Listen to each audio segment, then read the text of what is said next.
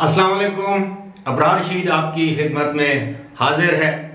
बल्कि मैं ये कहूँगा कि आज एक मरतबा फिर आपकी खिदमत में हाजिर हूँ और उन लोगों से रिक्वेस्ट है कि जिन्होंने अभी तक मेरे चैनल को सब्सक्राइब नहीं किया, इसे सब्सक्राइब कर लें और जो बेल आइकन है उसको ज़रूर प्रेस करें। मैं 2 दिन से देख रहा हूँ कि कमेंट सेक्शन में बहुत से लोग एमनेस्टी के हवाले से सवाल पूछ रहे हैं, जो बैन है उसके हवाले से, यानी बैन जो मुलाजमतों पर बैन है, उन लोगों पर जो बैन लगा है जो पाकिस्तान आ चुके हैं उनके हवाले से पूछ रहे हैं। कुछ लोग फ्लाइट्स के हवाले से पूछ रहे हैं। फ्लाइट्स के हवाले से तो मैं रोजाना आपको अपडेट करता रहता हूं कि फिलहाल पाकिस्तान से फ्लाइट्स खुलने का कोई इम्कान नहीं है।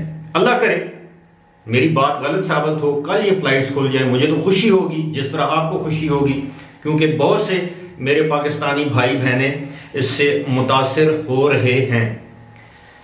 अलबत्ता एक ये भी है कि एक वीज़ा सिस्टम जिसे आप कह सकते हैं वो है VFS ग्लोबल के हवाले से भी सवाल आया है।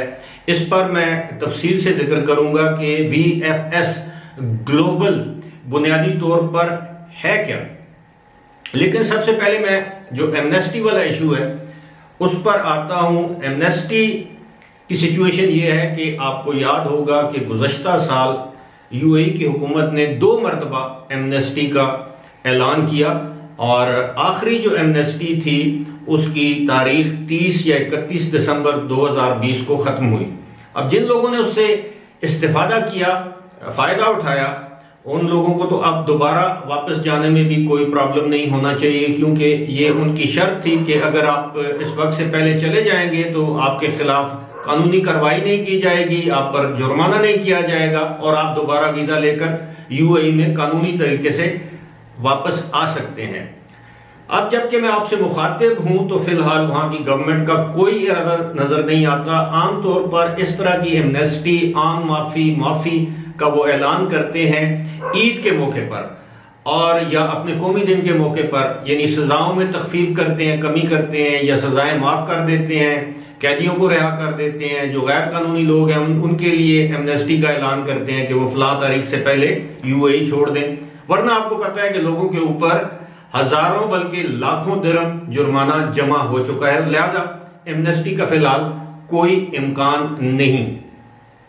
दूसरी खबर तो नहीं है, दूसरा मौजू है बैन के हवाले से। वो लोग जिन पर UAE से निकलते वक्त बैन लगा है, यानी जिन लोगों को डिपोर्ट किया गया है, वो लोग तो जब तक उनकी जिंदगी है UAE में, जब तक कानून इस हवाले से तब्दील नहीं हो जाता, वो लोग तो UAE में दोबारा वापस नहीं जा सकते। हाँ, एक तरीका हो सकता है कि उनकी वहां पर कोई जायदाद है, कोई अजीज रिश्तेदार है, वालिदैन में से कोई है, तो उसका तरीका यह है कि वो अपने वकील के जरिए, जो उनकी वजारत दाखिला है जिसको मिनिस्ट्री ऑफ इंटीरियर कहते हैं, वहां पर अपील करे और वो अपील उनकी सुनी जाए और उस अपील पर फैसला उनके हक में हो जाए तो वो लोग दोबारा UAE में वापस जा सकते हैं। अलबत्ता अगर आपको किसी कंपनी ने किसी वजह से बैन किया और उस कंपनी ने आपके खिलाफ कोई शिकायत नहीं की इमिग्रेशन हुकाम से, तो आप वापस जा सकते हैं, लेकिन उसके लिए आपको वीजा के लिए अप्लाई करना होगा। अब चूंकि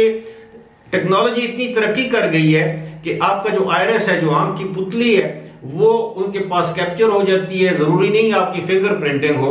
लिहाजा जब आप अप्लाई करेंगे आपकी तस्वीर देखेंगे, अगर वहां पे नहीं तो जब आप वापस जाएंगे वो आपका जो बैन है उसमें आपका आ जाएगा सारा डेटा कि ये शख्स जो है वो बैन है। इसी तरह जिन लोगों को डिपोर्ट किया गया है वो दोबारा वापस नहीं जा सकते। अब आते हैं जो जिसकी मैं बात कर रहा था, VFS ग्लोबल। VFS ग्लोबल जो है ये बेसिकली एक वीजा की सर्विस और पासपोर्ट वगैरह और भी बहुत से मामला हैं, लेकिन फिलहाल मैं अपने आप को वीजे तक महदूद रखूंगा। ये एक बैनुल-अक़वामी कंपनी है, इसको आउटसोर्सिंग कहते हैं, यानी मुख्तलिफ हुकूमतों ने इस कंपनी को वीजे की दरखास्तें देने, उन्हें प्रोसेस करके और उनका वीजा मुतल्लिका एम्बेसीज या ममालिक में उनकी दरखास्तें देकर हासिल करके आगे देने का एक किस्म का ठेका दिया हुआ है, कॉन्ट्रैक्ट दिया हुआ है। ये कंपनी ग्लोबल इन्वेस्टमेंट के नाम से ये कंपनी है और इस कंपनी का जो हेडक्वार्टर है वो ज्यूरिख स्विट्जरलैंड में है और दूसरा इसका हेडक्वार्टर दुबई यूएई में है। 2 शहरों में यानी या 2 ममालिक में इसका हेडक्वार्टर है। ये कंपनी 2001 में कायम की गई और इस वक्त तक जो मेरे पास जो मालूमात हैं 144 ममालिक में इसकी ब्रांचेस हैं। 63 हुकूमतों को ये रिप्रेजेंट करती है, यानी 63 हुकूमतों के बिहाफ पर ये वीजा की दरखास्तें वसूल करती है ये कंपनी और आपको वीजा लगवा के दे देती है, यानी ऑनलाइन या ई वीजा जिसे कहते हैं। इसके अलावा इसकी जो ब्रांचेस हैं मुख्तलिफ ममालिक में, यानी 144 ममालिक में इसकी 3493 जो है वो ब्रांचेस हैं और आज दिन तक यानी जो मेरे पास फिगर्स हैं उसके मुताबिक 23 करोड़ के करीब वीजा दरखास्तें ये प्रोसेस कर चुकी है। इसका ये मतलब नहीं है कि इन्होंने 23 करोड़ लोगों को वीजे लगवा के दिए हैं, यानी इन्होंने दरखास्तें प्रोसेस की हैं। बहुत से लोगों के वीजे लगे होंगे, बहुत से लोगों के वीजे रिजेक्ट हुए होंगे।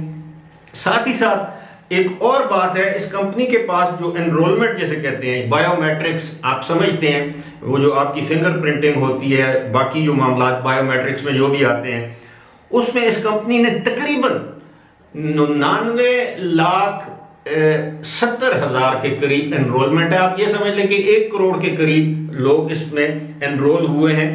और एक बात अब मैं आपको जो असल बात है वो ये बताना चाहूंगा, ये कंपनी पाकिस्तान से भी ऑपरेट करती है, यानी पाकिस्तानियों से भी, अगर आप पाकिस्तान में हैं तो किसी मुल्क के लिए आप वीज़े की दरख्वास्त देना चाहते हैं तो 18 ऐसे ममालिक हैं जिनके लिए आप वीज़े की दरख्वास्त दे सकते हैं इस कंपनी के जरिए, यानी VHS ग्लोबल के जरिए।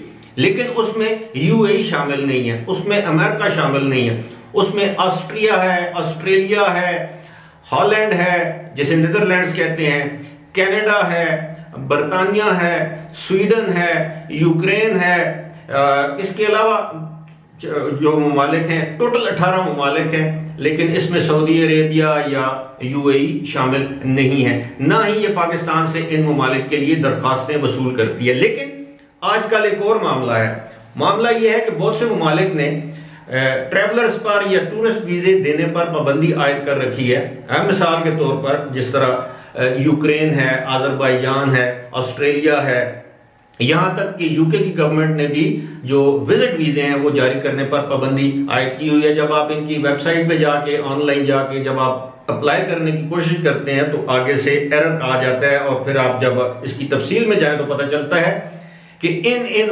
ममालिक ने ताहुक्म सानी अनटिल फर्दर नोटिस या कोविड की सिचुएशन बेहतर होने तक वीजों पर पाबंदी आयद कर रखी है। मुझे उम्मीद है आपको आपके सवालात के जवाब इस वीडियो के जरिए मिल गए होंगे। कमेंट सेक्शन में आप अपना कमेंट जरूर कीजिएगा, मैं तमाम कमेंट्स पढ़ता हूं, लेकिन मेरे लिए फर्दन हर कमेंट का जवाब देना जो है वो मुमकिन नहीं है। फिलहाल इसी के साथ मुझे दीजिए इजाजत।